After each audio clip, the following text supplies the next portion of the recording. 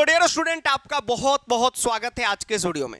आज के इस वीडियो का जो टाइटल है आप पढ़ ही चुके हैं, do not follow CBSE Sanskrit syllabus blindly. यानी आपको सीबीएसई का जो संस्कृत का सिलेबस है क्लास 10th का, उसको ब्लाइंडली फॉलो करके बोर्ड एग्जाम देने नहीं जाना है, नहीं तो आपके साथ 15 से 20 नंबर का खेला हो जाएगा, यानी आपकी फील्डिंग सेट होने वाली है। ये बात हम क्यों कह रहे हैं, ये जानना बहुत ज़्यादा जरूरी है। क्यों जरूरी है?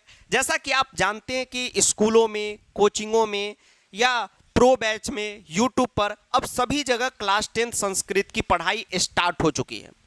तो जब हम पढ़ा रहे हैं तो बहुत चीज़ सिलेबस में नहीं है, वो भी चीज़ हम बता रहे हैं, या सिलेबस में बहुत सारी चीज़ इस टाइप से लिखी हुई है लेकिन हम साथ साथ में उस टाइप से भी बता रहे हैं। तो आपके मन में ये रहता है कि सर ये तो सिलेबस के अकॉर्डिंग नहीं है, सर ये सिलेबस से थोड़ा ऐसे क्यों है। उस सभी सवालों का जवाब आपको मिलेगा। क्यों? क्योंकि संस्कृत का सिलेबस सीबीएसई छापता कुछ और है और एग्जाम में क्वेश्चन किसी और ढंग से पूछता है। ऐसा देखा जाता है कि जो क्वेश्चन बना रहा है वो सिलेबस हाथ में नहीं रखता है, वो अपना ही सिलेबस बनाता है। ठीक है, ये हम क्यों बोल रहे हैं, आप थोड़ा सा कुछ चीज़ें देखिए। सबसे पहले आपके सीनियर का, ठीक है, ये देखिए आपके सीनियर जो अभी बोर्ड दिए हैं, ठीक है, बोर्ड एग्ज़ाम जो आपसे अभी आप 9th में थे जब वो 10th में थे, आपके सीनियर जो जस्ट अभी पास किए हैं, उनका सिलेबस है, यानी 25-26 सेशन बोर्ड एग्जाम का जो अभी लेटेस्ट बोर्ड एग्जाम हुआ है, उसका सिलेबस ये देखिए। सबसे पहले सिलेबस में क्या लिखा? सिलेबस में सीबीएसई बोर्ड ने लिखा कि पूर्ण पत्र लेखनम, गौर से पढ़ लीजिए, औपचारिकम अथवा अनौपचारिकम पूर्ण पत्र लेखनम। इस बार के सिलेबस में भी ये लिखा है। पूर्ण पत्र लेखनम का मतलब होता है कि पूरा पत्र आपको लिखना है, पूरा पत्र भाई मैं पूछूंगा। ये सीबीएसई ने पिछले साल सिलेबस में आपके सीनियरों को बोला। पहले मंजूषा वाला पत्र आता था तो यहां पर लिखा रहता था कि मंजूषा के सहायता से आपको पत्र बनाना है। इस बार लिख दिया पूर्ण पत्र लेखनम। अब घोटाला क्या हो गया समझिए ध्यान से। ये तो अभी पहला घोटाला आपको दिखा रहे हैं। ये देखिए, ये 2025-26 सेशन का ये लेटेस्ट बोर्ड एग्जाम जो हुआ था उसी का ये पेपर है। आप कहीं भी मिला सकते हैं, ये सीबीएसई के बोर्ड की वेबसाइट पे भी आपको मिल जाएगा, वहीं से हम भी डाउनलोड करके दिखा रहे हैं।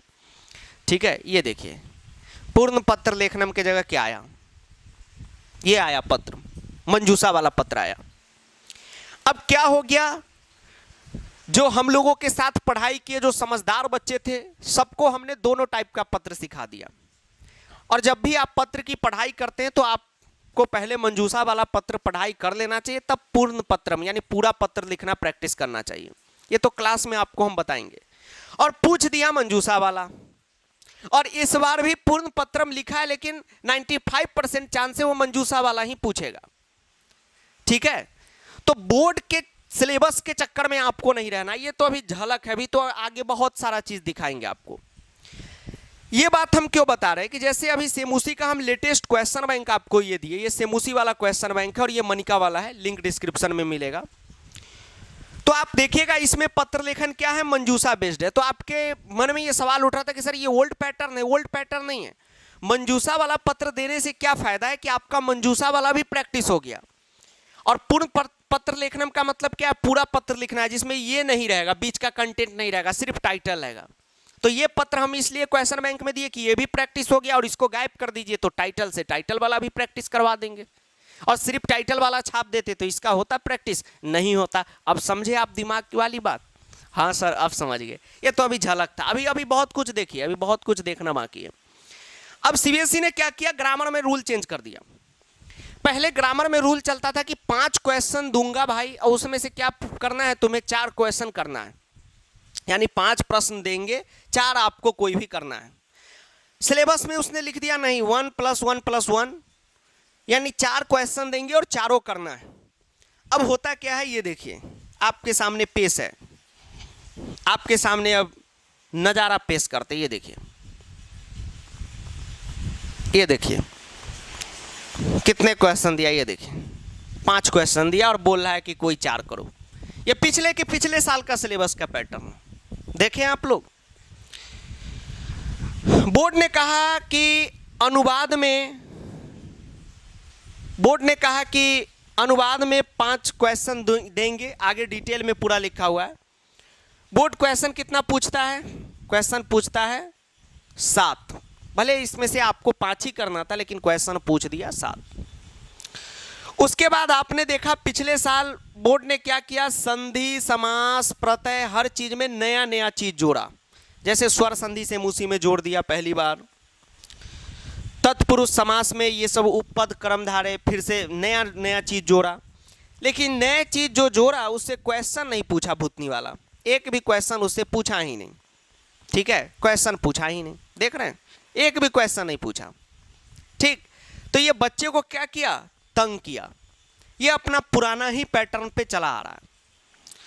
इसने सिलेबस में साफ साफ लिख दिया कि भाई मैं जो हूं, जो नया कृत प्रत्यय ऐड किया हूं, 2 फॉर्मेट में पूछूंगा। आप देखते हैं ना, संधि क्लास 10 तक के सिलेबस में +2 वाला ही टूटता है, यानी 2 वर्ड में टूटता है। 3 वर्ड टूटने वाला भी आता है, एनसीईआरटी में दिया हुआ है, वो सिलेबस में नहीं है, लेकिन हो सके पूछ दे।